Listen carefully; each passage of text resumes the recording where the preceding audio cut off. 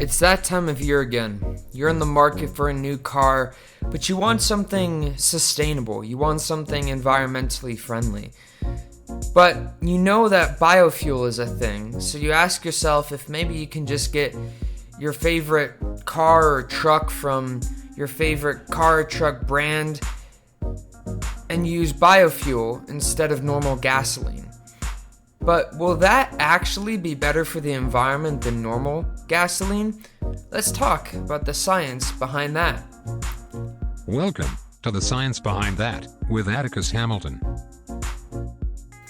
Hello all you scientists out there, welcome on back to The Science Behind That. I am your host, Atticus Hamilton, and on today's episode, as you heard from the intro, we are talking about biofuels. Now, for those of you who listened to Monday's episode, you'll know I alluded to the environmental harm that biofuels cause throughout that episode. And we're going to talk about that today. But first, ladies and gentlemen, I want to invite all of you to go grab yourself a nice warm cup of coffee, add a little bit of maple syrup in there. Not too much, just enough for those good old-fashioned autumn flavors.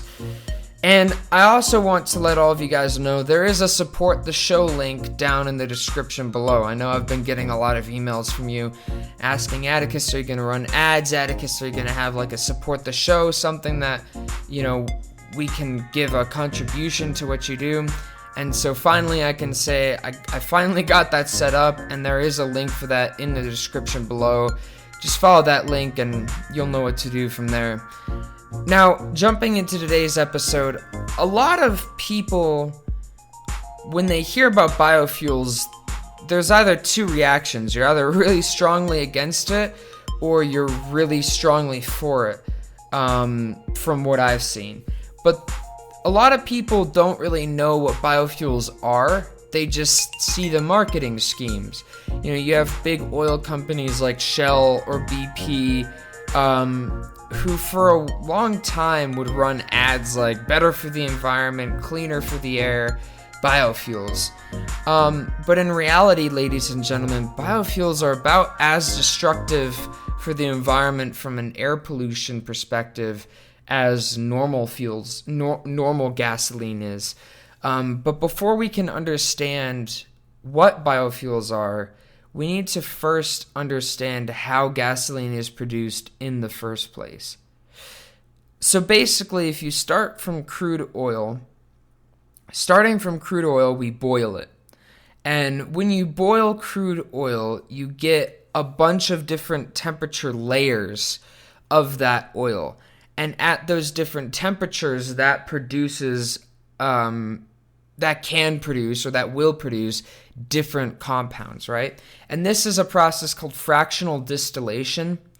And basically, fractional distillation uses temperature and pressure combinations to produce changes in one substance to result in different substances being produced from that one substance. So for example, at around 600 degrees Celsius, crude oil can be heated to produce heavy gas oil or residual oil or lubricating oil. And at around 200 degrees Celsius, you can produce kerosene, diesel, or gasoline. 130 degrees Celsius gasoline, again. 40 degrees Celsius naphthane, and 20 degrees Celsius is like gas, as in, gas for your stovetop. Natural gas. So basically, once you heat the crude oil, you can remove these different temperature distillates. So for example, you remove the 300 degree distillate, and that will be diesel fuel. Or if you remove the 130 degree distillate, that is gasoline, is in for your car. But let's say you want to produce something like lubricating oil, right? That would be the around 400 degree Celsius distillate, which would then be flowed through a cracking unit. And you may be saying, well, what's a cracking unit? A cracking unit is essentially a system that you put in place where you add some sort of catalyst, often called a cracking catalyst, to that distillate, and that will speed up the conversion of that distillate from one form to another form, in this case, lubricating oil or heavy gas oil. And that's about it. So basically, the refinery process of crude oil is just heating it at different pressures to produce different substances. That's about all there is to it.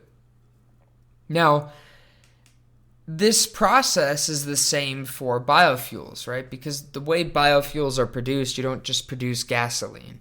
You produce a oil first, and then through the same process, you heat it up, put it through pressure. Through the same process, then you can get gasoline, you can get diesel, you can get jet fuel. So soybeans are the most common type of material, I guess, used for making biofuel.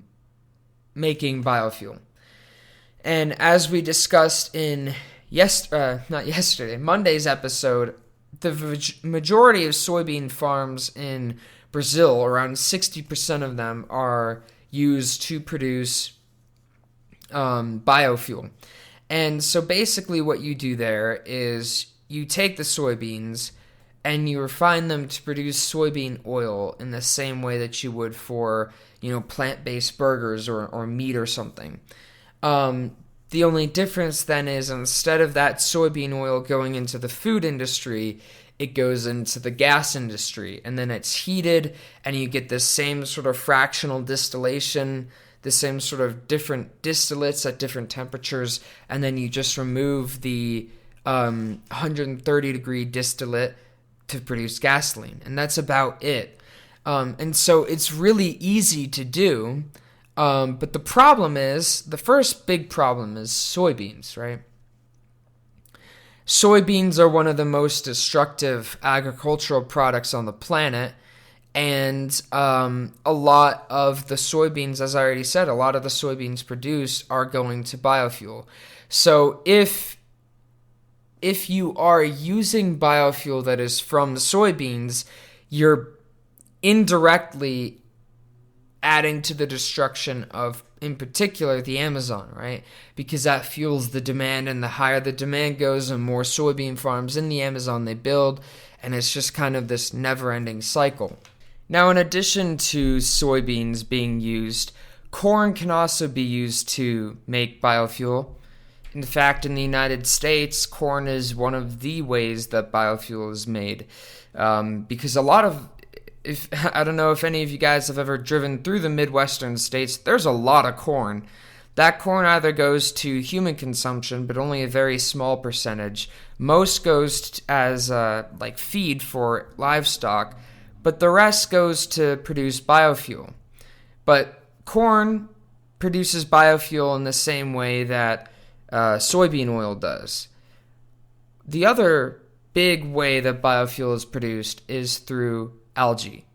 And in particular, the most common type of algae used is green algae, or part of the group Chlorophyceae. I can never pronounce this word. Chlorophyceae, yeah.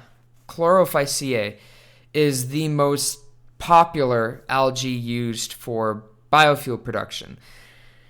Now, ironically, you can also use you can also use algae to produce hydrogen fuel, but we'll talk about that in a minute.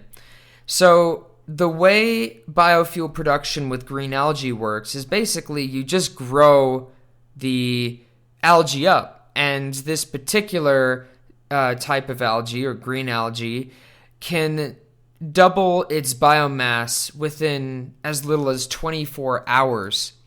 So by using green algae to produce your biofuel, you can produce it a lot quicker than you can with soybean or corn. You can produce a lot higher volume of it, and you don't have to cut down rainforest to produce it. Yet, even though that is true, even though corn and algae biofuels are probably the most sustainable biofuels on the market, they still contribute to global warming. And this is something that I think a lot of people don't realize because no one ever talks about that, because everyone's like, oh, they're cleaner than normal gasoline, which is true in the sense that you don't have to extract them and you don't have to cut down trees to build them. They still produce carbon dioxide. And ladies and gentlemen, if you want to hear more about what an excess of carbon dioxide does in the atmosphere, make sure to tune into my episode from last Friday about climate change. But in a abridged version, with too much carbon dioxide in the atmosphere, we accelerate the warming of the earth, the acidification of the oceans, and overall the progress of more extreme weather events. And so, personally, ladies and gentlemen, that is why I'm not for biofuels. I'm against biofuels because at the end of the day, they just contribute to the same issue we're dealing with now, which is an elevated level of carbon dioxide in the atmosphere leading to exacerbated global warming. Personally, I'm a big advocate for hydrogen fuel. Now, hydrogen fuel can be produced from algae. It can also be produced from hydrolysis with water, electrohydrolysis.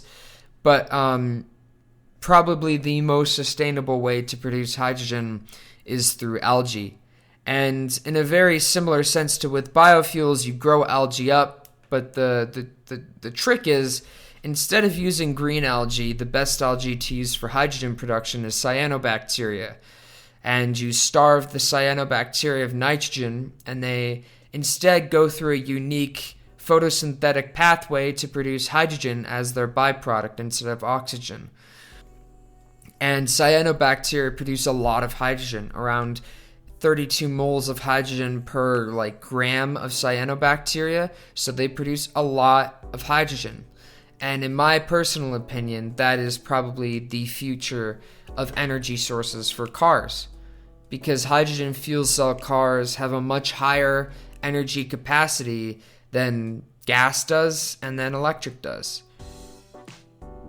But that is for another episode. So ladies and gentlemen, I hope you enjoyed today's episode of The Science Behind That. Make sure to go out, enjoy the beautiful weekend we have ahead of ourselves, and I will see all of you guys on Monday for the next episode of The Science Behind That. Until then, remember, stand up and question everything.